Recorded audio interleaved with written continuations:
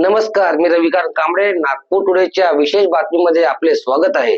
विधानसभा निवडणुकीसाठी काल संपूर्ण महाराष्ट्रात मतदान पार पडले. निवडणुकीच्या या सामन्यात मतदारांची तुफान गोलंदाजी पाहायला मिळाली. यावरून कोण मारणार चौकार आणि कुणाचा उडणार त्रिफळा याकडे सर्व जनतेचे लक्ष लागलेले आहे. गेल्या काही दिवसापासून सुरू असलेली धावपळ स्पर्धा अखेर बुधवारी मतदारांनी संपवली. आता फक्त निकालाकडे सर्वांचे लक्ष लागलेले आहे. निवडणुकीचा निकाल येणाऱ्या 23 तारखेला शनिवारी जाहीर होणार आहे. तत्पूर्वी सर्व राजकीय पक्षांकडून आपणच पुढे कसे याचे दावे प्रतिदावे ऐकायला मिळत आहे. नागपूर जिल्ह्यातील 12ही मतदारसंघामध्ये बुधवारी मतदारांनी तब्बल 60% वर मतदान करीत तुफान गोलंदाजी केल्याने राजकीय पक्षांसह तमाम उमेदवारांची भंबेरी उडाली आहे. यंदा मागील निवडणुकीच्या तुलनेत सुमारे 6% अधिक झालेल्या मतदानाचा कुणाला तारणार आणि कुणाला मारक ठरणार या चर्चांना ऊत आले आहे.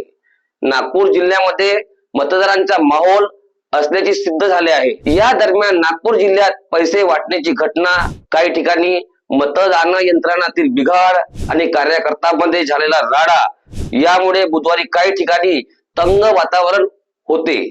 कोतवाली पोलीस ठाण्यासमोर आणि बडकत चौक परिसरात रात्री उशिरापर्यंत तणाव होता. दरम्यान हिवरी नगर परिसरात दुनेश्वर पेटे यांच्या घरासमोर असलेल्या वाहनांची तोडफोड करण्यात आली. जिल्ह्यातील 12 मतदारसंघात 217 उमेदवार व 45,25,997 मतदार आहे.